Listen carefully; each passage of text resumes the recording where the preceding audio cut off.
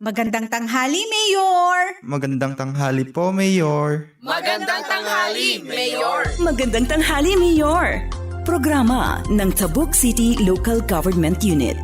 Dahil karapatan ng mamamayan ang magkaroon ng sapat na kaalaman sa mga nangyayari, mangyayari at mga nangyari sa mga plano at proyekto ng Tabuk City LGU sa pangunguna ni Mayor Darwin C. Estraniero. Magandang tanghali, Mayor! Tuwing Biyernes alas 12 hanggang 1:00 ng hapon. Dito lang sa Radyo Natin FM Tabuk 103.7. Radyo natin!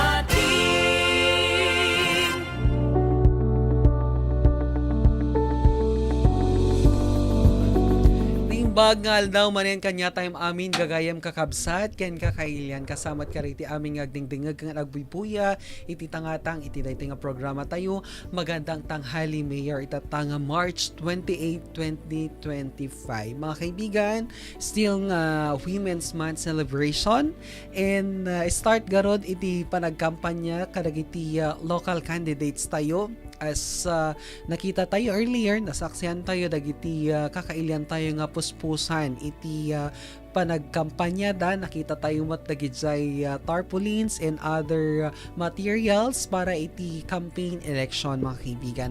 Oras ay 12:03 in the afternoon, agtultuloy kayo garod nga agdingag iti rito nga programa tayo from 12 noon to 1 p.m. Later on, ada dagiti makadwa tayo nga bisita tayo, dagitoy nalalaing iti creative arts, ada dagiti ada iti published author tayo, adamat lang iti visual artist, and hopefully makadanon or makasangpot nga nasapsapa dagiti bisita tayo nga 4Hers nga nagapu iti Japan as our guest iti daytoy matlang nga programa tayo. Magandang tanghali, Mayor. Still happy Women's Month kariti aming nga babae as makita you earlier kat empowered dagiti bisita tayo itata.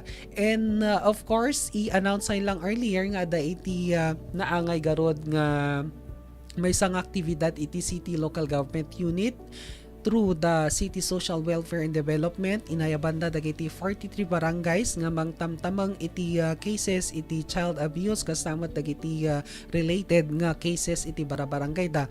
Kat itataon going iti pa-seminar iti City Social Welfare and Development nga maisuro no kas ano nga matameng dagiti cases iti barangay da no handa kaya ket kas ano da nga ipasa iti local authorities tapno maaksyonan iti cases iti violence iti abuse kanda dumapay nga kaso in relation kadagiti uubing iti barangay da. Ayon mga kaibigan, in announcement lang kadagiti amin nga kakailian tayo kasi 2 days ago adagarod iti social housing program orientation kadagiti prospective nga beneficiaries iti Tabuk City para dita pabahay nga maipatakder to dita San Juan asideg iti maysa nga hotel wenno sango iti maysa nga hotel dita ket no kayat yo especially dagiti interested din niya nga pag-ibing members ket mabalinda lang nga ag-apply ada iti form ditoy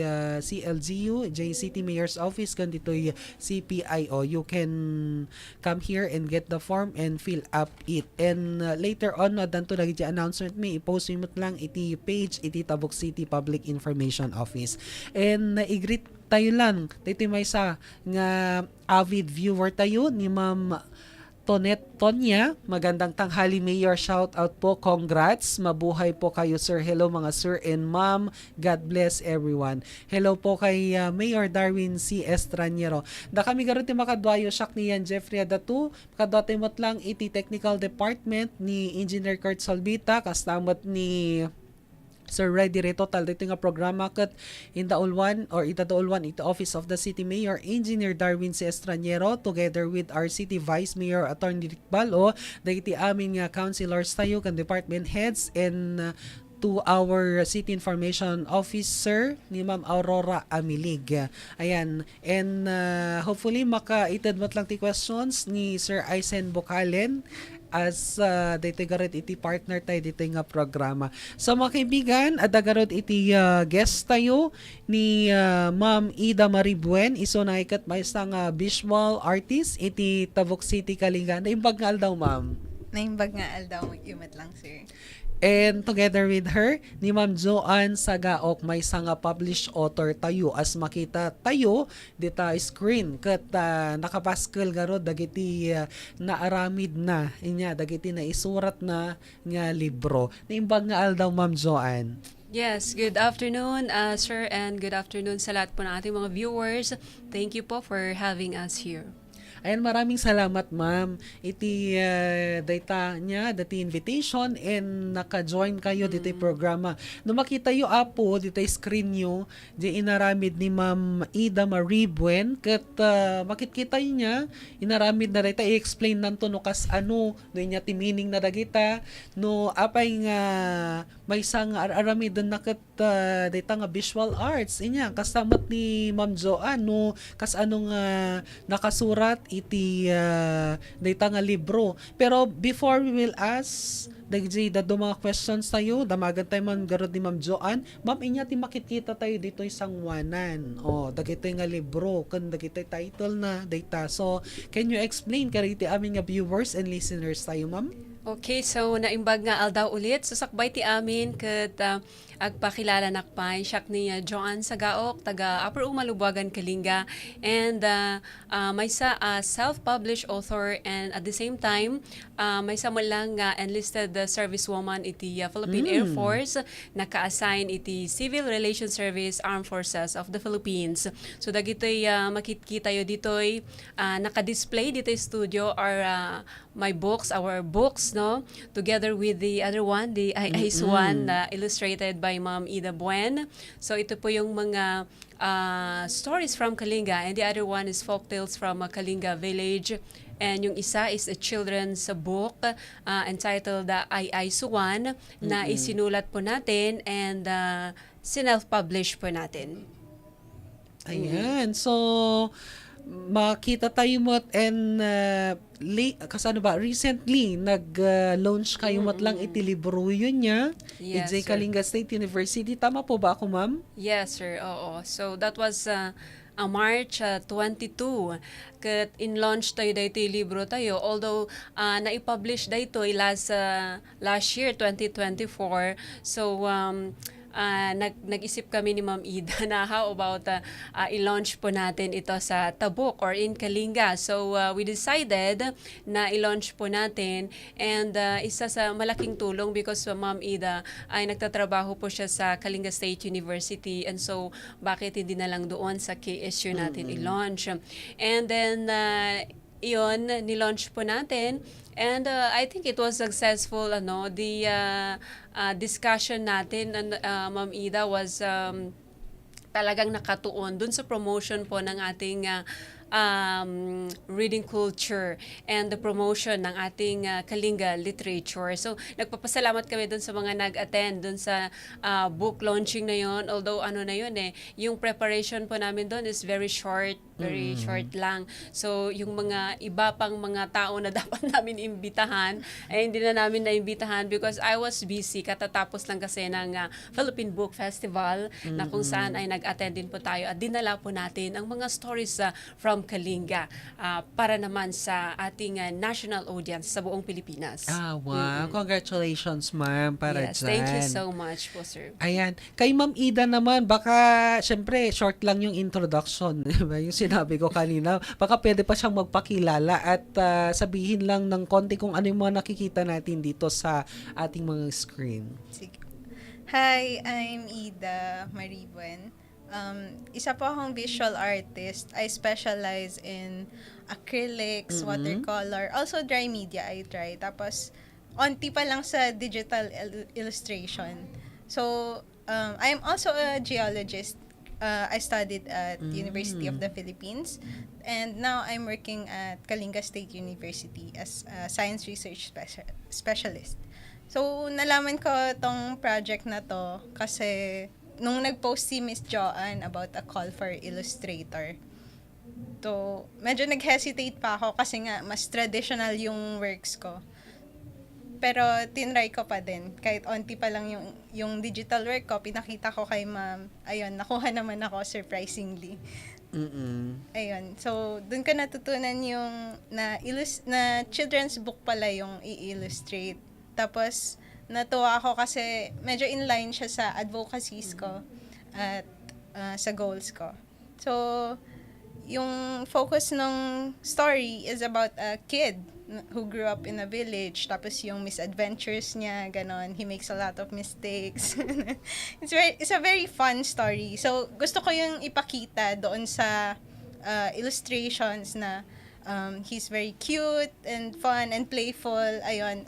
Pati sa colors. And gusto ko din ipakita yung accuracy ng Kalinga culture sa book. So, nag-research ako about yung textiles natin, how to wear them, and kung ano ba yung itsura ng houses like this one. Ayun. Ayun, Wow. madami pang iba. Ayan, tatanungin pa kita later on. Siyempre, mga behind that, mga ganong questions, Behind the diba? scene. Ayan, mga kaibigan, adadagay say viewers tayo ni Ma'am Shine. Yan, in Highlight 9.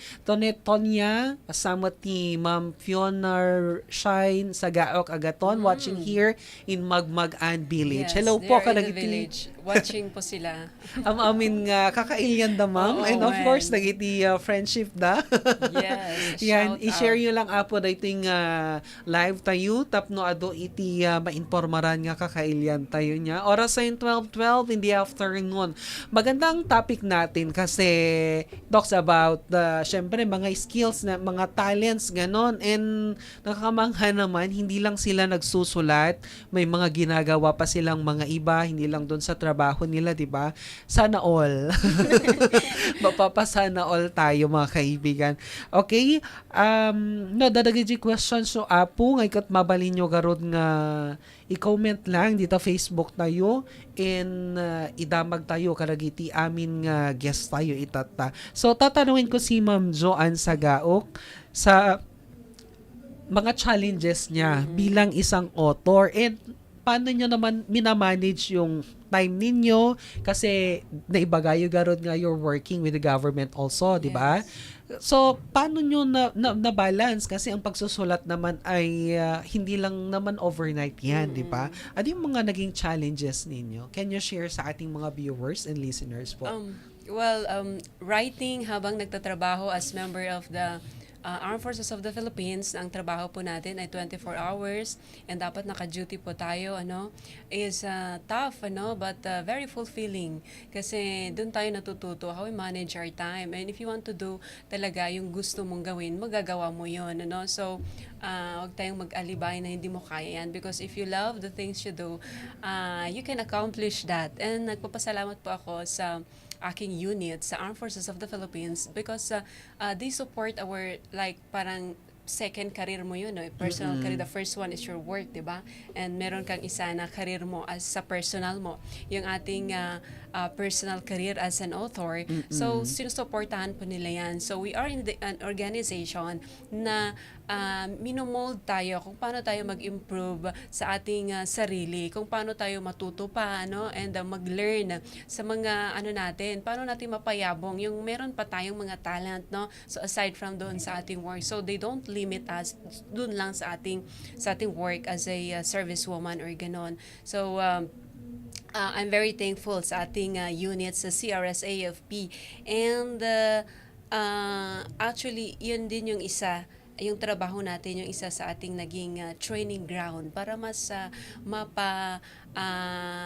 mahasa pa natin yung ating pagiging writer, because at the same time tayo din yung I'm also a writer dun sa ating opisina, yun din yung ating position, so parang parehas lang din ang ginagawa natin. So kung meron akong time like sa gabi ganyan, nagsusulat ako. So kung nakuha ko na yung focus ko, tinuloy-tuloy ko na yan until I finish the chapter and then another chapter pag meron na naman akong time. So ganun yung naging technique natin. So it's just about lang yan, time management. Oo. So dapat marunong tayo mag-manage ng ating time, and ayun ang sabi ko kanina, if you love what you do, ay magagawa mo yan, ma-accomplish mo yan. Oo. Ang ganda yung sinabi ni Ma'am, time management. Ay, hello sa mga hindi nakakagawa. Trabaho on time. Yun. Oo, mahirap yun. It's a disciplina yun. Part of discipline. Yan. Ang ganda niyan, time management. Isa sa mga skills ng tao, time management, di ba? Yun yung magandang matutunan talaga natin. Sometimes kasi, minsan, no, hantang nalpas, may isang abanag, parang tuloy-tuloy na hindi na natin natatapos, di ba? Minsan. Yes. Mga ganun. Pero ang ganda niyan. So, na ibagamot earlier, ma'am, dagiti title na. Siguro, dagdagan mo pa, konting description, Okay. how many page, ano yung mga mababasa natin dyan, ma'am? So, idi ko, gistorya tayo ba siya? Yeah, sure. Sige po. Idi pandemic, so biglang bumalik yung ating alam mo, yun yung hilig natin sa pagbabasa kasi hindi na masyadong maraming movement during the pandemic. So nagbasa-basa ulit tayo, and then that's the time na sabi ko sa sarili ko, sige, magsulat tayo, because yung mga nakikita natin na binabasa natin mga ganon is mga kwento, how they survive, Oo. mga ganyan, ang hirap ng buhay, mga ganyan. So sabi ko sa sarili ko, if they can write, I can also write. Kasi sabi ko, yung mga kwento natin, lalong-lalo na dito sa Kalinga, is very unique, no? Very interesting.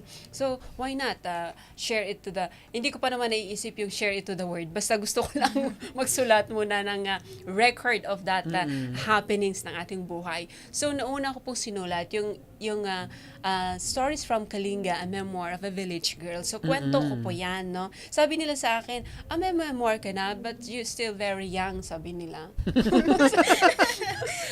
Ganun ba yun? Pagka yung matanda-tanda na tayo, tsaka tayo magsulat ng memoir.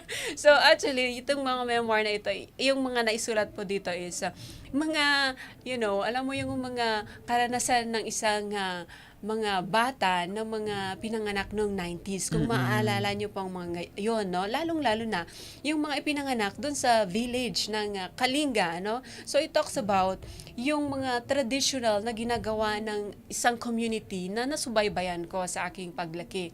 And also yung mga kwento ng survival, paano kami nagsusurvive as a community, as a family, as a neighbor.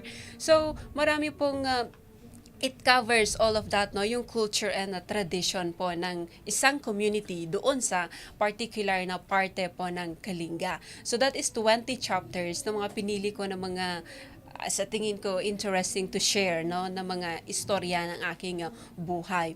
And then after that Stories from Kalinga, I thought kailangan ko ding isulat yung folk tales from a Kalinga village, no? Kasi ito naman ay medyo urgent kasi this time wala ka nang maririnig na mga kwento na ito, ng mga folk tales. Because as I was all saying, yung storyteller po namin doon sa village, actually na-meet ko siya last time nung umuwi ako, is hindi na niya matandaan kung ano yung mga story na yon.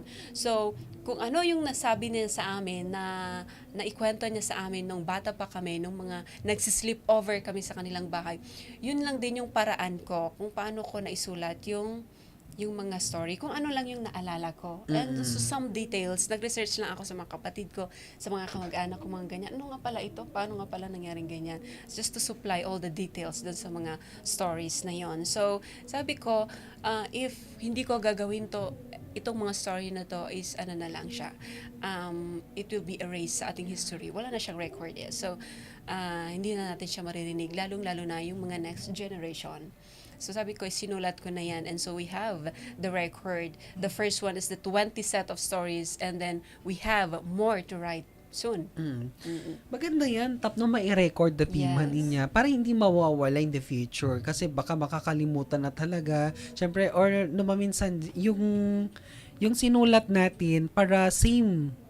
At least may basis rather than yung yung sa oral lang, di ba, pasa-pasa. At least no mai-record tayo dagita ngay kat adato ti basis nga makita dagiti future generations.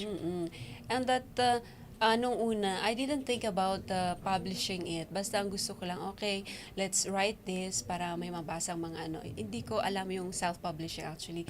Zero knowledge ako doon about self-publishing. So, ang ginawa ko, nag-research ako online, ganyan-ganyan, paano makakuha ng ISBN, mga ganon. So, lahat, nag-apply tayo sa National Book Development Board, ganyan. And then, we were, Ma'am Ida? Accredited ba yun? Yeah, registered. Registered author tayo sa NBDB. And then, nung sinelf-publish na natin dito, ganyan, and then, nagpa-print na tayo ng sample, ganyan. How about, isa-send ko ito sa NBDB, i-apply ko siya as, ng mga books na dadalhin nila sa Frankfurt Book Fair 2024. Sabi ko gano'n. So, sinend ko yung 2 books. And then, sinabi nila sa akin, okay, we will include sa Philippine catalog ng mga books na dadalhin sa Frankfurt itong 2 na books na ito, sabi nila. So I was very glad, like, hindi ko naman naisip yun. So the feeling was like parang fairy tale. Yes. Oo. Ganon yun, diba? sir. Oo. Ang ganda ng experience. So, you know, I think you know the experience, sir, kasabi mo kanina, you are also an author, no? Yes. Okay. Ayan, before proceed tayo nagkikaragitida ng mga questions, we'll just read Mimi Sagaok watching here in the studio. Ayan, yung sa kabila po. Yes. And then, ni Ma'am Tiffany Camille, congratulations po. We have Teresita Balit ng Basyag watching from Barangay Dilag, Tabuk City. Congratulations, Ma'am Joanne. And ayan, may katanungan si Ma'am Janice May Ana Santos. Ano ang mensahe o damdamin na nais mong iparating sa mga mambabasa ng inyong libro at paano mo nais na makaapekto ito sa kanila? Although you've mentioned Sam, siguro dagdagan mo, Ma'am. Oo, sari-saring damdamin siya. Yes, actually gusto ko may parating sana na sana naman yung mga kabataan natin ngayon ay alam mo yun, yung makita nila, ganito pala sila noong 1990s. Ganito palang mga kabataan noon na nagtutulungan, parang ganyan, na naggagabayan, how to survive, parang ganon. Yun yung gusto ko na makita ng ating mga kabataan ngayon kasi dahil po sa mabilis na pag-usad ng teknolohiya ngayon, parang yung mga tradisyon natin na hindi naman natin kailangan makalimutan, no, because they are important, hindi na nagagawa ng ating mga kabataan ngayon. So I would like to show that, and then I would like also to tell the future generation and the younger ones na pangalagaan natin itong mga tradisyon natin, and gusto ko na ma-inspire din sila na magkwento kung ano yung mga meron sila, kasi lahat tayo meron tayong kwento, that dapat isipin nila, that isipin mo yung a girl from na nagbabasa lang ng mga used handbooks noong kanyang kabataan can publish a book pala. So I know na meron ding marami din sa atin ng mga taga-Kalinga na magaling magsulat, gustong magsulat, and yung pinoproblema lang nila is ang tawag doon, paano nila self-publish, paano ko ito isusulat, no? Actually, iyon yung mga unang problema ng isang writer, Sabi niya, wala naman akong kwento, pero hindi yan yung reason. Meron tayong kwento. And the next one is, paano ko isusulat, no? Pero dahil tamad lang kasi tayo. Ganun lang yun. Tamad lang kasi tayong magsulat. But when you started to do it, lahat, magagawa mo yan. And then for self-publishing, kung sabi mo naman sa sarili mo, ay, hindi ko naman to kaya pa-publish, paano naman, sabi mo, we can help you with that. Pwede nating tulungan sila based on sa mga experience natin. How na mag-register sa intellectual property office, mga ganon, di ba? We can assist. Yun nga sabi ni Sir kanina, we can have an organization ng mga self-published author para magtulungan tayo, di ba? Kung merong tayong mga kailyan na gustong mag-publish ng kanilang mga books, gustong magsulat. Yan. Okay, matanong din natin kay Ma'am Ida, di ba? Kasi ikaw yung ang tawag dito, nag-illustrate, Yes. di ba? Dito sa Suan ko na dito. Ang ganda, maganda yung pang talaga, no, makita mo ikat pang Kalinga, parang ganun, di ba? Yung title, at least na iba sa mga iba, kasi di ba yun yung, sa libro, dapat iba yung title, dapat incomparable. Yeah. Di ba yun yung isa sa mga, natin, kino-consider natin, para maiba. Kay Ma'am naman, kasi, ikaw, si 𝐚𝐽 nag-illustrate dito, paano mo ma-differentiate yung paggawa mo ng illustration na ito sa mga dati mong ginagawa, sa mga ibang artworks ninyo, and no paano yung proseso na nag-establish kayo ng ganito na artwork? May we know that, ma'am? Apa.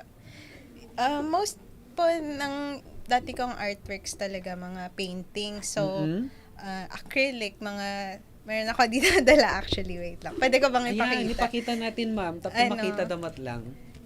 Etong mga artworks ko kasi, mukha siyang abstract na art. Pero, mga photographs, based siya sa photographs ng pictures ng rocks under the microscope. Kasi nga, scientist ako. So, like, tinatry ko yun i-incorporate sa art ko. Most ng art ko talaga ay about my interest, passions, ganon. So, science, nature, mga landscapes, ganon. Eto, parang meron akong medyo realistic na underwater scene. Tapos, ano pa ba? So, medyo different talaga siya. Kasi, hindi ako nagdo-drawing ng mga tao madalas. Or, parang medyo hindi ako confident doon. Kaya, tapos, ano pa ba? Di kasi ako raised sa family na parang sanay sa Kalinga traditions. Kasi Ilocano yung family ko. Kaya, kailangan ko pang mag-research about Kalinga, ganon. Okay din siya sa akin kasi gusto ko din naman ano ba? Matutunan. Yeah. Matutunan yung culture. Oo, sabi kasi, ni Ma'am Ida, this is not talagang sa Kalinga, Yeah. pero yung illustration niya, it's very Kalinga. Yeah, I'm so glad na na-reflect pala yun. Parang, tinatry ko lang talagang maging authentic dun sa traditions and culture, ganon. At buti nag-show up naman siya sa artworks ko. Ayun.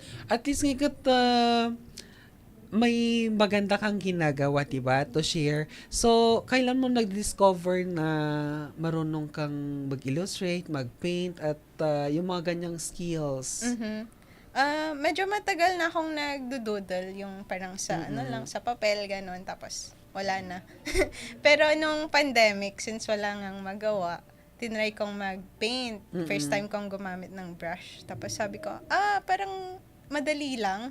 Parang natural pala siya sa akin.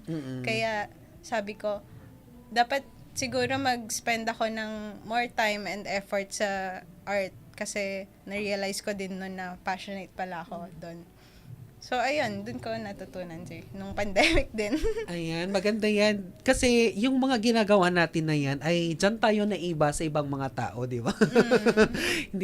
Kumbaga, kung nagko-comparean, may inaangat tayo sa mga skills natin sa mga ginagawa tulad ng libro at saka mga ginawa ninyo. Diyan tayo angat ng one step sa iba. So, ang ganda po ng sharing natin sa ating mga kababayan, karagti aming agbuy-buyan yan. O dapat yan, may mga nagko-congratulate na mga viewers natin.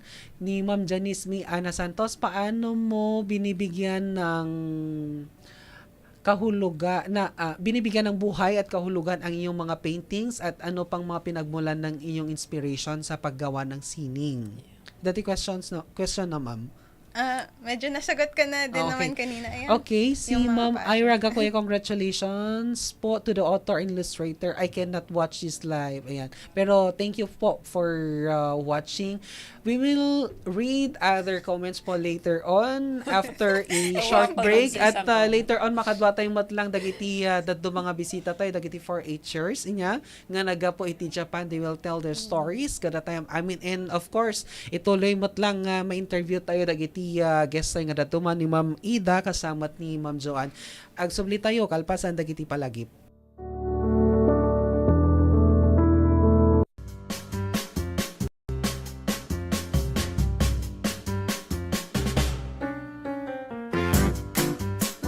May tuturing ng makasaysayan ang paparating na halalan ngayong taon. Maliban sa midterm elections, ay magaganap din ang kauna-unahang farm parliamentary elections. Para sa halalang ito, gagamitin natin lahat ang bagong makina, ang Automated Counting Machine o ACM. Paano nga ba bumoto? gamit ang ACM. I-shade ang balota ng naayon sa inyong mga boto. Ang balotang gagamitin natin ay may kapal na 90 GSM na lamang kumpara sa dating 165 GSM. Pagkatapos bumoto, ay i-feed sa makina ang iyong balota. Ito ay may auto-align feature upang maiwasan ang paper jam at mas pinabilis ang pag-scan ng iyong boto. Lalabas ang ating voter receipt, maaari ulit i-review ng botante ang mga kandidato na nakasulit sa resibo kung tugma ito sa kanyang binoto. Pagkatapos, ay maaari nang ihulog ang resibo sa itinalagang voter receipt compartment para dito.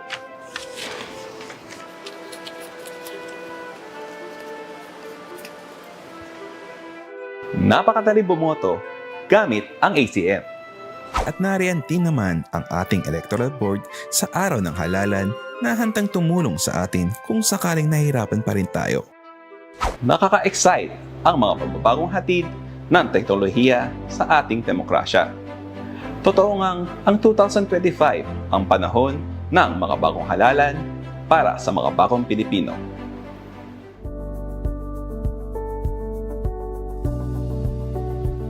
Agsubsubli tayo garod, iti dayto nga programa tayo magandang tanghali Mayor, oras ay 12:32 in the afternoon. Sakbay garod nga ituloy tayo dayto nga programa. I'll just announce may nga napagtungtungan tayo with the Tabuk City Digital Web Design Committee, kanagiti members inya dita, and dayto nga ikat indauluan garod iti City Barangay Affairs and Community Relations Office.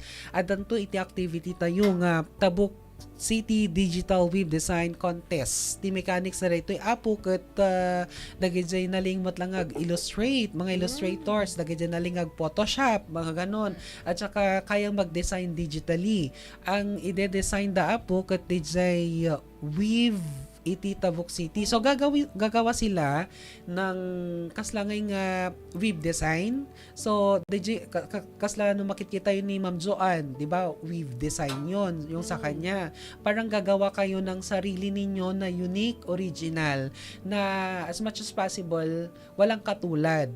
Pero ang color nun, ada iti dominant colors nga na pagtungtungan. Itong mga color na ito ay yellow, tapos yung blood red at saka leaf green. Dahil apo, dahil nga ikat in consonance, it's a City of Tabuk official seal nga na-establish in 2007. So, dito'y seal tayo apo, yan, makikita tayo.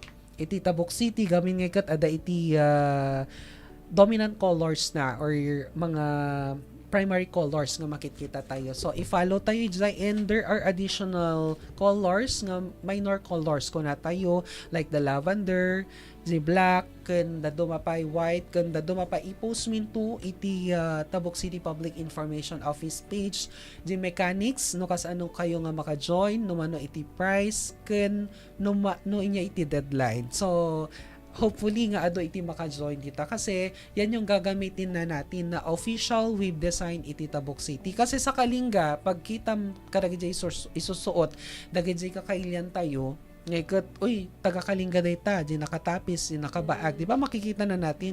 But for Tabuk, although we have 9 sub-tribes, di ba, we have different web designs. So magkakaiba yun. At least no Tabuk ko na damay maysa. Pero ang gagawin is bagong design na i-relate mo lang sa culture, sa people ng Tabuk City. So later on, i-post sa yun to dagiti do mapay nga mechanics.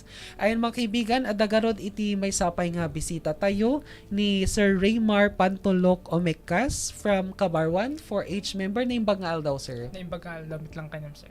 Ayan, so da kayo gamin ngayon na-i-post me, di ba, previously, and we congratulate you for joining the may isang program iti government, joining iti training, iti government matlang ti Japan. Tama ba? Sa Japan yes, kayo? yes. And may we ask, no, kumusta mo the experience yu iti Japan, inya di inaramid yu iti? Bale, yung program po na in-applyan namin is program siya under Department of Agriculture, Agricultural Training Institute, titled Young Filipino Farm Leaders Training Program in Japan, which is the aim of that program is to encourage youth to participate within 10 months or 11 months training in Japan para matuto sila sa mga advanced technology when it comes to agriculture po sa Japan, at pagbalik is hoping na i-share nila yung knowledge nila and ma-apply nila yung natutunan nila sa Japan here in the Philippines. Ayun, syempre hindi natin i-break yung natin, still nga kadwa tayo garot da Ma'am Joanne ni Ma'am Ida. Siguro before agsubli ka dagito do mga bisita tayo, tatanungin ko lang, sir, inya nga specific di inaramidyo, may ano yung mga agricultural practices, mga activities na ginawa nyo po sa Japan? Iba-iba po kasi siya per trainee. Which is, in my case, napunta po ako sa fruit industry. Specific commodities are pears, grapes, and persimmon. And also, may konting rice. Pero yung pinaka-useful po na natutunan ko doon na pwedeng i-apply dito is yung grape cultivation practice nila sa Japan, which is very advanced. And I'm hoping na ma-share ko din yung natutunan ko doon dito sa ating community. Di Japan ba ngayon ka talagang nalamin? Depende po sa area. May mga mataas, may mga mababa. Sa amin po kasi is katamtaman lang. Mainit sa summer, pero malamig din naman po sa winter. Kaya pala may rice, di ba? Yes po.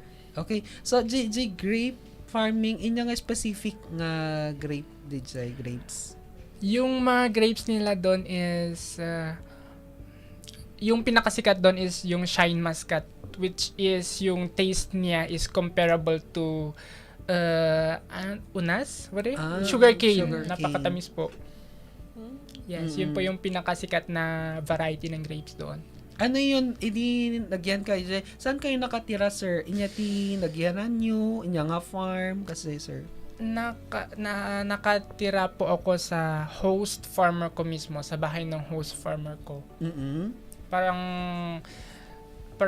na-adapt po ako within 10 months. Yes. Pero DJ, halimbawa sa grape or sa ibang mga crops nga inalagaan nyo, from pagtatanim hanggang sa nag-ani kayo, ganun po ba yun? Nasaksian ba DJ nga process? Sa rice po, kasi yung span ng rice is, alam naman natin, within months lang pwede.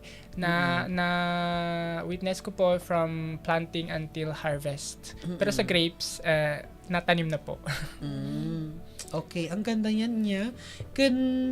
Aside from the grapes, inya pa iti kayat yung i-share nga feasible dito'y Kalinga or Tabuk City na pwedeng itanim or mga practices na pwedeng gayahin? Marami actually. Siguro po sa rice po. Actually, yung practice natin sa rice farming sa Japan is almost the same. Yung kaibahan lang doon is mas marami silang machineries and mas advanced yung mga machineries nila. Walang halos manual labor. Kaya yun po yung parang nakikita kong lacking dito sa atin.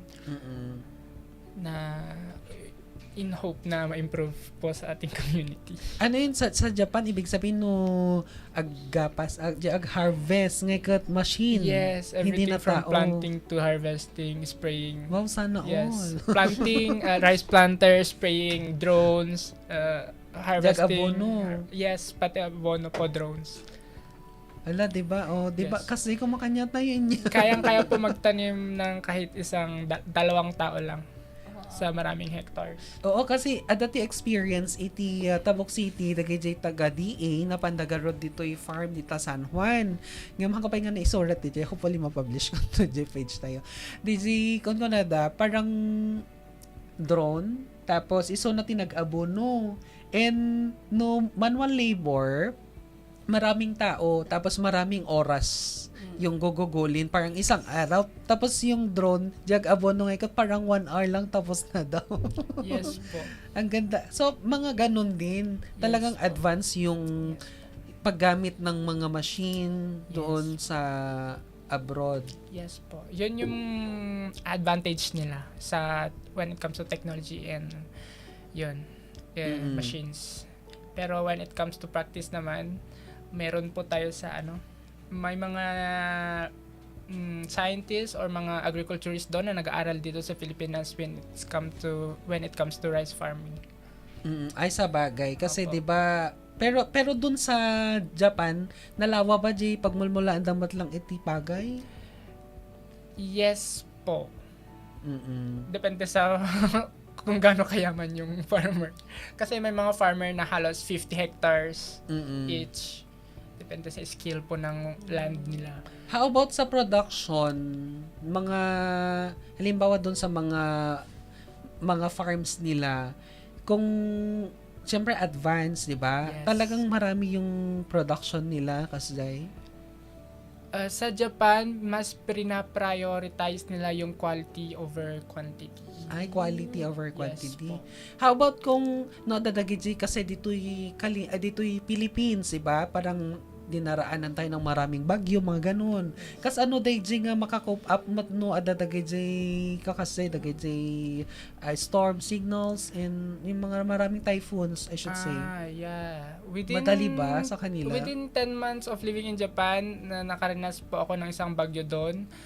But hindi gaanong kalakas, so hindi ko masyadong ma-visualize kung kasing lakas ng Pilipinas, ano yung gagawin nila. So, yun. Okay. I'm not sure. Mayat data sir inya kasi naka-experience ka nga napan-ijay Yes. no ma-share mo to dagiti at adal mo. Inya mo't iti mensahem kadagiti listeners and viewers no kayat damot nga ma-experience di naramid mo kas ano da nga ag-apply kadagitang trainings. Yes po, sa mga kabataan na interested into agriculture, napakarami pong opportunity na offered trainings and programs ang Department of Agriculture. It's on us lang po to do research and to ask. Tayo po yung mag-initiate na lumapit sa kanila para matulungan nila po tayo. Napaka-willing pong tumulong ng Department of Agriculture. Nasa atin lang po yan kung paano tayo mag-reach out sa kanila. Yun po. Ayan, ang ganda no. So, ay mga kaibigan, mayat adagaro dagito nga ipanpanakal tayong kabataan iti Tabuk City nga mabalindamat lang nga ag-share. So, kung halimbawa may mga farmers na magpapaturo sa inyo, pwede nyo silang turuan. Mabalinmat lang, sir. Yes I-share po. the experiences Yes po. yo. Sa mga willing po undergo into grape farming, you can tap me. Oo, asa timulak gamin nga may sangapat. Ay, ban kanto. Sige sir, sige. Okay, yan. Thank you, sir. Taka lang, baka dadagay questions later on nga sungbatan tayo. Aday ti may isang comment garod ni Ma'am Tonetonya. Isulat nyo din sa libro kung yan, mapunta tayo kina Ma'am Ida, kasamat ka ni Ma'am Joan. Isulat nyo din sa libro kung paano ang hirap natin noon maglakad papuntang school kahit walang baon na pera, mga boil sa bakamote, mga prutas, ang baon noon. Tapos may punishment noon sa mga schools kaya disiplinado ang mga bata noon. May takot sila at matatag di gaya ngayon sa kontentong pagsunod lang masaktan da isuga po adote ag suicide at mahina ang loob dahil wala nang mga magpapanis sa kanila at saka agungot kanon ni teacher da. Yes. Na-include ba dagay nga experiences iji libro yo ma'am? When sa Stories from Kalinga, Memoir of a Village Girl, yung mga beatings, Falling Like Rain, included po yan sa ating book na yan. Yes, because we want to see, ganito pala, di ba? Ganito tayo ka-tough noong mga bata tayo, di ba? Yun yung gusto nating ma-impart dun sa mga kabataan ngayon. There are also stories like kung paano tayo mag-strategize, paano magkapera ang isang bata, di ba? Para makatulong sa magulang, pambili niya ng kanyang school supplies. So, hindi lang naman puro laro yung ginawa natin nung bata tayo, di ba? So, there's this episode in that book na we were part in the construction of the first classroom in our village. Paano kami naging part is nagkapera kami yung nagbuhat from yung end of the road, no? Inakyat namin yung mga construction materials papunta doon sa aming village. Napakalayo po yan. In exchange for 20 pesos, 30 pesos, ganon, di ba? Noon. And also, yung bato, kami yung we were breaking the rocks, 'di ba? Para sa construction. Alam niyo 'yun. Nakaka-relate ba kayo? Ayun, in exchange for isang lata, that is 10 pesos, mga ganon. So, those are, iniisip natin, that is labor, anong tawag doon? Child labor. Yeah. Pero, during that time, no, it's not, 'di ba? Ganon, dumiskarte yung mga bata noong time na 'yon. So, yun yung gusto nating makita ng mga kabataan ngayon na we are tough, we are very strong, we know how to gumawa ng mga diskarte para makasurvive, 'di ba? Those are natin hindi 'yun masama na gagawin ng isang bata kung paano siya mag-survive para mabuhay sa gitna ng hirap ng buhay na nararanasan natin. Tama yung sinabi ni Ma'am, no? So those are disciplines. Part po yan na kung ano po ang meron tayo ngayon because of those disciplines na mula sa ating mga parents, teachers, and sa ating community. Ayan. Okay, maganda yan. At least na-share mo, Ma'am. And basahin tayo, question ni Ma'am Ira Gakuya. Ang ganda nung mga sinabi ninyo kasi yung mga kabataan ngayon, syempre hindi nila alam yun. Kasi ngayon, halimbawa pa po, ayan, dito tumatawag. Pagpunta ng school, syempre maglalakad tayo ng mahaba-haba, malayong ilang kilometro. Tatanyikot, naka-tricycle, naka-motor, nakalugadan, inya. And very lucky yung mga kabataan. Ang tulad din sa sinulat ko, meron ding mga hardships noon na hindi na-experience ng mga kabataan ngayon kasi dumali na yung buhay. And maganda yan. Okay, kay Ma'am Ira Gakuya, dati question na, will the author continue writing works inspired by Kalinga culture and tradition, or can we anticipate explorations to other themes? Mga isusulat nyo po in the future, Ma'am? Yes, that's our plan in the future, magsulat pa tayo. And actually, I was tawag doon, nagsosolicit ako ng mga stories from our people na lalong-lalo na sa ating mga kabataan. If they have stories from Kalinga or Cordillera na hindi nila kayang i-publish, we can, pwede niyo lang ipakita sa atin and we can publish that. Oo, pwede niyo i-submit sa amin. Diba? Tutulong kami. Yes, because alam ko meron din mga stories na ganyan. And yes, we will continue writing about the culture and tradition. Marami na nagsasabi na, why don't you write about your yung natin sa AFP, being in the military. Pero sabi ko muna, I have to prioritize may kilala akong author sa Philippine Army din. I forgot yung name. But that will be in the future siguro. But for now, we are focusing on itong promotion ng ating Kalinga literature. Oo, maganda yan, Ma'am. Kasi tatlohan nga maawan. Actually, yung isang friend ko, kinumpal niya yung mga stories, inspirational stories sa Artex of Lacandula di Facebook. Tapos, yan, parang siya na rin yung author. In compile na it was published, may ISBN and na-register matijay. So, mga ganon. No, adako man niya, dagay yung stories nga mga kwentong bayan. Mga ganon. Yes. So that mabalin tayo nga i-preserve ka. Dagay success stories. Dagay kakailyan tayo. Yung mga tao mismo dito na in the future han nga maawan dagitang stories. Aside from publishing or posting iti social media, dapat may hard copy pa rin at may tatago sa ating sa lahat ng mga libraries, sa mga schools, sa province, sa KSU, and sa lahat. Tapno ma-preserve to dagita. Okay, at dapat dagiti nag-comment, Chel, at dajay book naman ng amin dagita nabanggit ni Joanne. Okay, maganda yan. Kasi, no maka-avail kayo, Ma'am, paano ba sila mag-avail? Baka dadagay kayat da nga gumatang, tapno mabasa dadagay nga in-share mo.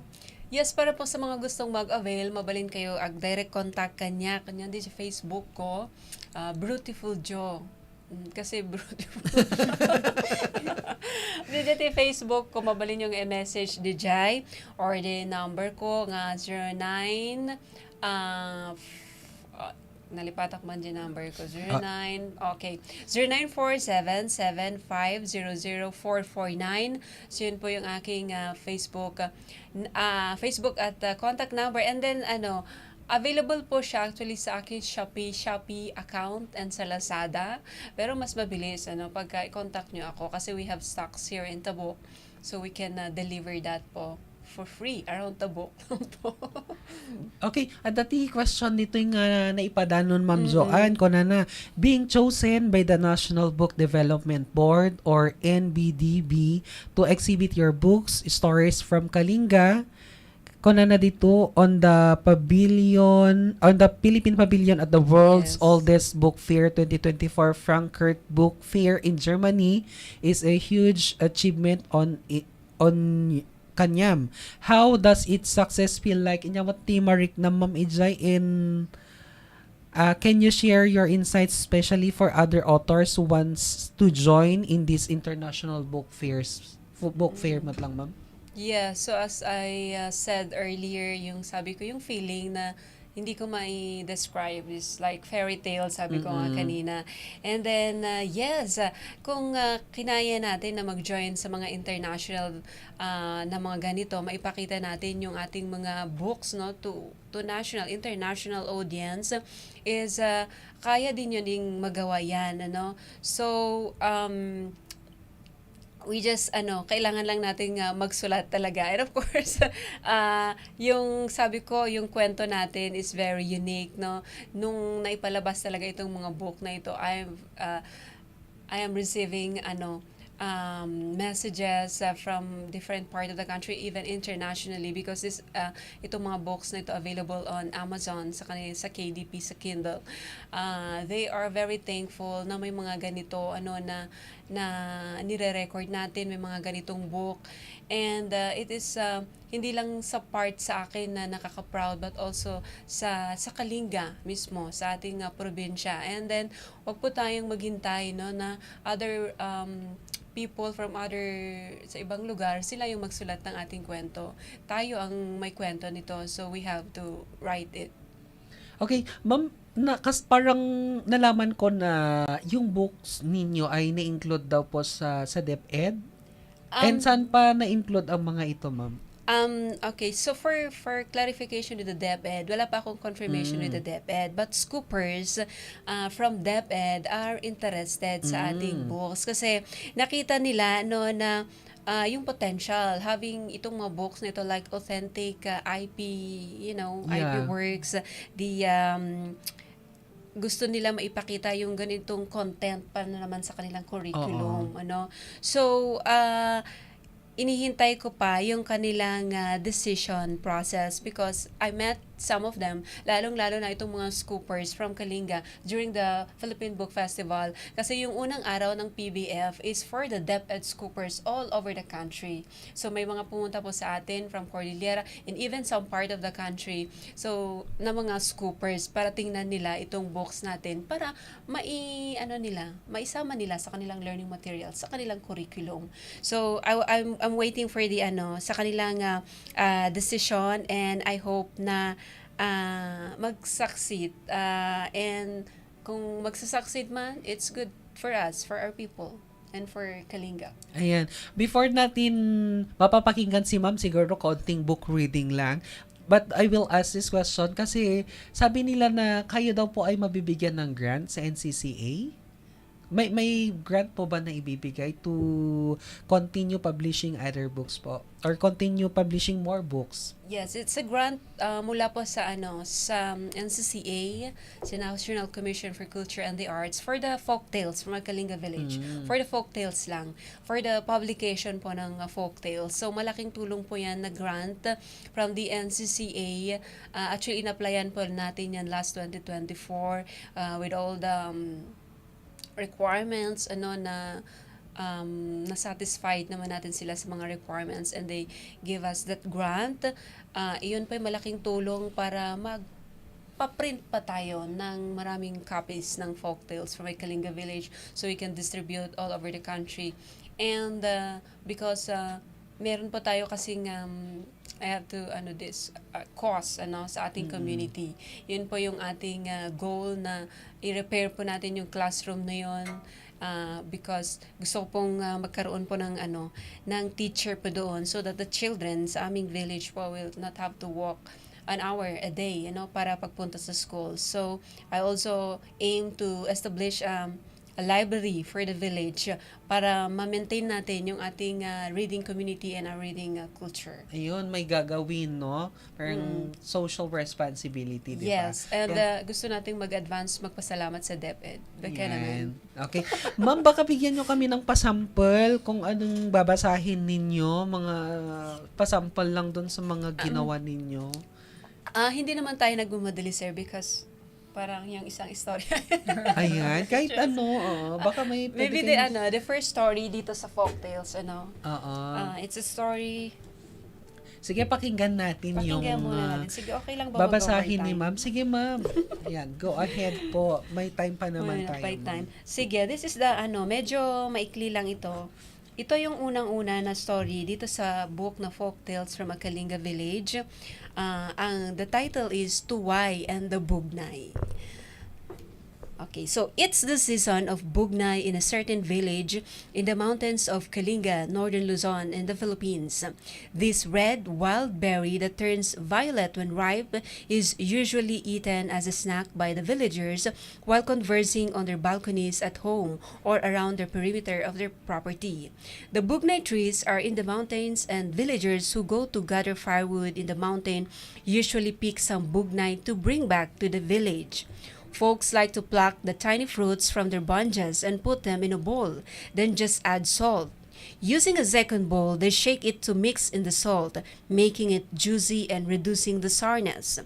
Other than that, the villagers love turning bugnay into homemade wine as it grows without needing to be cultivated, and it produces a lot of fruit. Tuway, a young man from that village, had the idea of gathering bugnay in the mountains to make some wine. Ina, he said to his mother, I will go to the mountain to pick bugnay tomorrow. Do not sleep there because there are ayan or ghosts, his mother replied. Yes, Ina, Tuway said, sounding brave, shrugging off his notions about stories he'd heard of ansisit or small ghost-like beings of the mountains, among other magical creatures out there. He woke up early in the following day to prepare his packed lunch. He carried his bolo, fixed in a wooden scabbard and tied around his waist. His pasiking or his backpack made of rattan, containing his meal and water, and a langaya or a basket with a large mouth made of rattan to store his bugnay fruit. He was ready to set off on his journey, and it was still dark, but he preferred to work early because the slopes were difficult to traverse. The sun was high and scorching by the time Tuway arrived at the mountain where the bugnay trees flourished. He was thrilled to see them covered with bunches of mixed red and violet wild berries. He could reach the fruit easily because the trees were not very tall. Gazing at the abundance in the light, he wanted to pluck some right away and eat them at his leisure. But that was not the instruction of his mother that he had given him. First, he had to get permission from the tree or appeal to the invisible beings guarding the tree, because if he didn't, the ayan or the ghosts or other magical entities of the mountains could injure him. Bugnay 𝐿𝐚𝐽𝐿. In English, Bugnay, are you ripe, ready to be harvested? He chanted to the bugnay trees. The bugnay chanted back to Tuway, we are not yet completely ripe. He shifted to the other side of the stand of trees, and he asked again if the bugnay trees are ripe. The bugnay answered just as they had before, we are not yet completely ripe. Tuway wondered, where are the ripe ones here? He moved across to some other trees.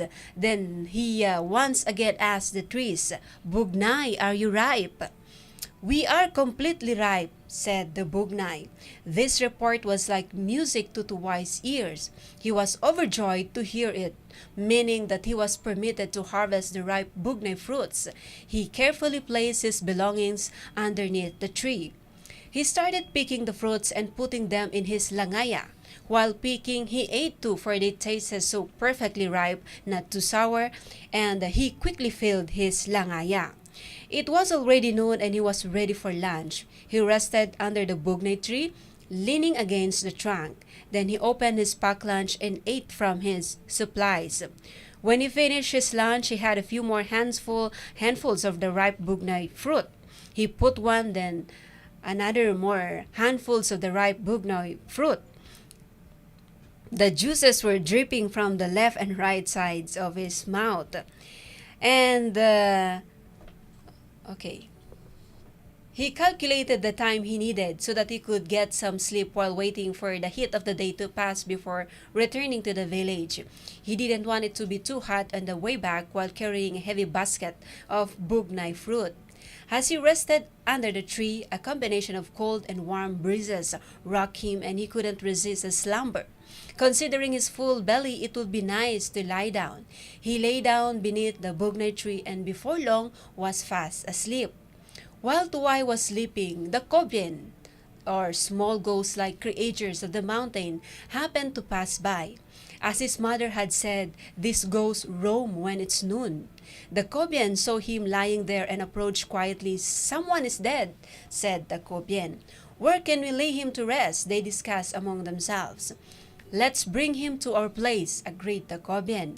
They picked Tuwai up and who was still sound asleep and carried him away. When they arrived at their place, which was full of gold, they carefully laid Tuwai on their golden floor. "You, Kuyap, or the blind Kobyen, keep an eye on him, and we'll go out to look for his utong, an animal that must be slaughtered as tribute for the deceased." "All right, I'll take care of it," said the Kuyap. Tuwai awoke after the Kobyen had left and found himself in a totally different location. He thought he was having a dream. He brushed his eyes and then opened them again, but he was indeed somewhere strange, a gold-filled cave. When he stood up, the blind Kobyen heard his rustle. "Oh, utot utot," or rat rat, yelled the Kuyap, shooing the rats, mistaking Tuwai's rustle for a scratching of rodents. Tuwai noticed at once that the Kobyen was blind, so he took some of the gold, enough to fill his threadbare pockets, and hurried out. Looking for way back to the bugnay trees, he sprinted like a horse. When he arrived at the bugnay trees, he quickly took his things, including the basket of bugnay, and left. He sped up his walking as well as he could, since he'd lost a lot of time thanks to his deep sleep and the extra distance he now needed to travel. It was dark when he reached his house. He quickly told his parents what had happened to him and when he'd come across the ghost of the mountain. The family sold the gold, which helped them to prosper. As a result, the neighbors in the village noticed that Tuwai's family life was improving. They were living well. Eventually, one of the neighbors was brave enough to ask Tuwai. Tuwai told the truth to his neighbor. The neighbor couldn't believe what he heard, and so he to plan a trip to the mountain to pick bugnay. Thinking his fate would be also like Tuwai's made him eager to set out. He also wanted to be rich. The next day he went up to the mountain, bringing a sack, thinking that if the Kobyen could take him to the land of gold, he would fill his sacks. When he arrived at the part of the mountain where the bugnay trees were located, he immediately started to pick and eat them without checking if they were fully ripe or not. After eating, he lay down under the bugnay tree, pretending to be asleep so the Kobyen could see him as they passed by. He had been pretending to be asleep for an hour, but still no one came by. "I think Tuwai is fooling me," he thought. Just then he heard voices approaching. He quickly positioned himself again and pretended to sleep. The Kobyen passed by and stopped when they saw him. "Look, someone again is dead," said one of the Kobyen. "Let's take it," they once more agreed. They carried the man, and as they walked, they discussed where they were going to take him. "Kuyap will not be the watch again. We cannot let this one disappear," suggested one of the other Kobyen. "Yes," whispered another. "But where can we take this one?" asked their leader. "Let's just take it to the land of snakes so that we won't lose it again," suggested the first one. The man who still pretended to be asleep was frightened by what he heard. He was terrified that he'd be taken to the land of snakes. "No," objected the leader. "Why don't we take him to the land of silver or even diamonds?" he asked his companions. The Coven muttered, thinking and deciding about where to take the body. The man who was pretending to be asleep was impatient and could not wait for the Coven's decision on where to take him. He suddenly spoke in a loud voice. "Take me to the land of diamonds," he said. The Coven were shocked that the dead man suddenly could speak. In shock and desperation, they just threw the man off the cliff. The villagers screamed and screamed as he plummeted down into the abyss. Now the folk of the village grew concerned because their neighbor didn't return. They had no idea what had happened to him. Only Tuwai knew his neighbor had left in search of the bugnay fruit. He felt forlorn for his friend's fate. Perhaps he'd been taken away by the Coven and couldn't manage to free himself. Yon. Ayan, ang ganda. That's the end of Tuwai and the Oo, ang ganda ng bugnay ni fruit. ma'am. Hopefully, ayan, naawatan tayo niya. And karagid say kaya nga ituloy. Kat mabalin kayo lang mat nga i-contact ni ma'am. Tapno Yes. gumatang kayo. Iti DJ nga libro na. Tapno may tultuloy yung ajay story ni ma'am, di ba? Kasi mayat mat lang nagbasbasa. The reason why, the more you read, the more you know, the more you communicate with other people also, di ba? Ang ganda nun. Ang effect nun, marami kang nasi-share mat lang. Yes, and reading is sexy. Yeah. Sana all. Yes. Ayan. Oras natin, 1:07 the afternoon. We are running out of time, pero tatanungin pa rin natin to. Ma'am, baka adadagizay kayat yung pa nga i-share nga dado mga information maliban doon sa mga nabanggit ko. Tapos, encourage also yung mga kababayan natin na pwede nilang kayong gayahin, mga ganun. Or kung gusto nilang magpatulong, paano kayo din ma-reach out nila? Okay, yes. Our goal is to inspire yung mga kabataan po natin ngayon to write also their stories, you know. Kung hindi nyo pa po alam, I think this is also a challenge to the I think sir, to the local government unit or to the BLGU also to support itong mga youth natin na mga gustong magsulat, paano yung training nila, para ma-enhance pa nila mas lalo yung kanilang writing career, ganyan. And also, we can help, paano po yung pag-self-publish. You can contact me directly sa aking Facebook page. We can talk, and I am replying, sa lahat po ng mga nag-message po sa atin. We can promote our Kalinga literature and also yung ating reading community and culture. Ayan. Yes, Kay Ma'am Ida naman. Yes, sir. Ganun din. Gusto ko din i-encourage lahat na mag-try mag-arts. Kasi for me, I believe na everyone is an artist. Parang masyado lang tayong, kung tinanggal mo yung worries ng mga tao or binigay mo yung needs nila to survive, the thing that they will do is create. So, ayun. So, may artist talaga sa lahat sa atin. So, kailangan mo lang mag-practice, mag-create, ayun. You don't have to be an expert to start. Just keep trying. And for people naman na gustong makipag-collaborate or magpa-commission or any art projects or you want me to teach you how to make art, you can find me on Facebook, Ida Maribuen, or on my Instagram, @ida.idea. Kay Sir Ray Marmot, inyati next plan nyo, inyati project nga aramidom dito ay Tabuk City or inyati program nga aramidom? Yes po. Actually, katatapos lang namin ng business proposal pitching namin sa central office.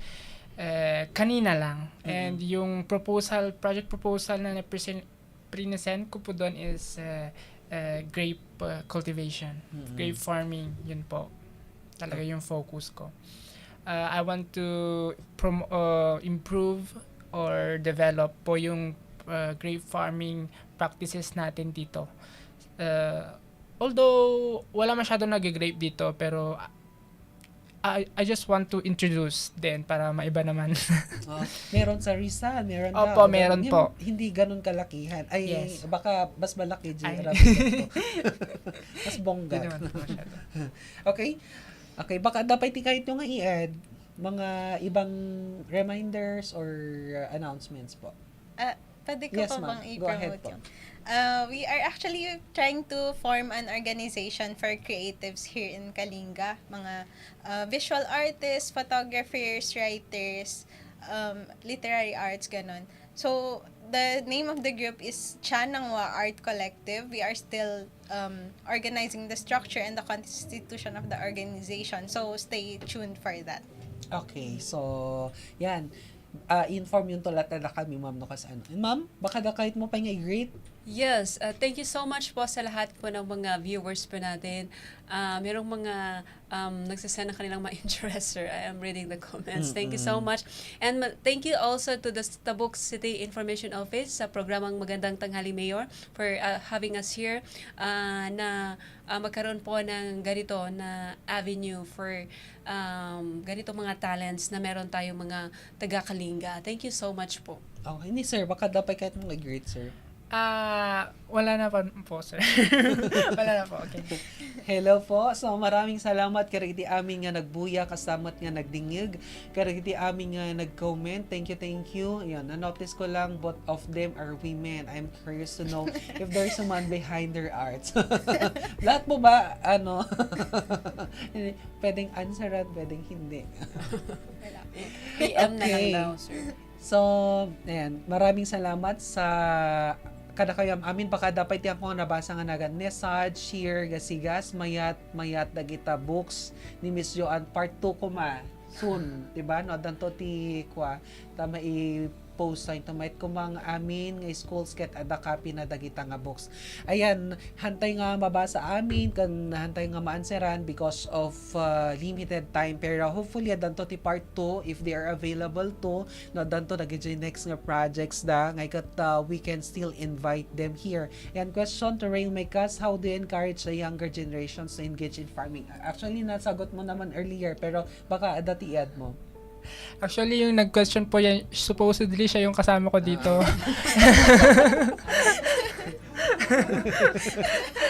I think Joseph, sir, ano na? Luminyo. Si Kandoti Kwa. Agan sir, dito sir, Joseph. Yeah. Trip ka. Ayan, good vibes lang tayo dito, diba? So, Tita Apo, maraming salamat. Karagiti naging bisita tayo ni Ma'am Joanne Sagaok, ni Ma'am Ida Marie Buen, and ni Sir Raymar Pantulok Omekas. Thank you for joining us in this program. Hopefully, no, next time to maka-join kayo to ulit. Karagiti nakadwa tayo ti Technical Department ni Engineer Kurt Salvita kasamat ni Sir Reddy Retotal. Maraming salamat po for this program. Dito nga programa kat in the all one iti Office of the City Mayor Engineer Darwin C. Estraniero together with our City Vice Mayor Attorney Rick Balo. Dagiti aming nga councilors tayo iti CLGU kasamat dagiti department heads kan ni Ma'am Aurora Amilig, our City Information Officer, and Ma'am or ni Sir 𝐼𝐶𝐚𝐧𝐝𝐴. May samat lang ako host sa itata kaso nga lang busy so na end ka dagiti next nga episode makadwa tayo to and i-greet ko lang ni mother ko Gloria dato dagiti kailyak ni Talayais and Nambukayan.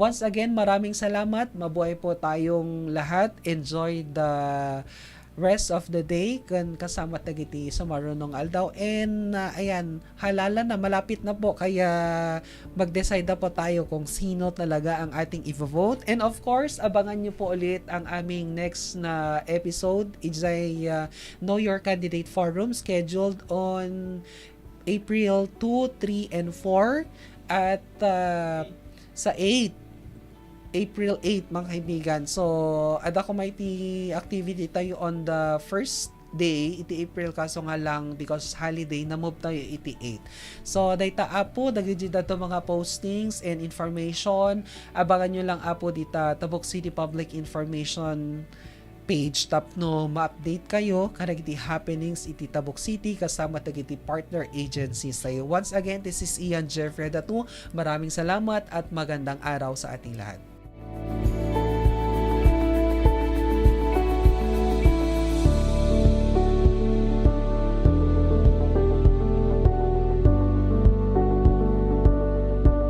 Magandang tanghali, Mayor! Magandang tanghali po, Mayor. Magandang tanghali, Mayor! Magandang tanghali, Mayor!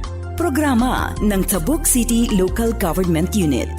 Dahil karapatan ng mamamayan ang magkaroon ng sapat na kaalaman sa mga nangyayari, mangyayari at mga nangyari sa mga plano at proyekto ng Tabuk City LGU sa pangunguna ni Mayor Darwin C. Estraniero. Magandang tanghali, Mayor! Tuwing Biyernes alas 12 hanggang 1:00 ng hapon. Dito lang sa Radyo Natin FM Tabuk 103.7. Radyo